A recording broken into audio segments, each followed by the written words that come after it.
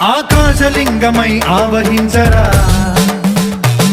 ఢమఢమఢమని డమరుక ధ్వని సలిపి జడదని వదిలించరా శ్రీవాయులింగమై సంచరించరా అడుగడుగడుగున తన తనువున నిలిచి చలనమే కలిగించరా భస్మం చేసే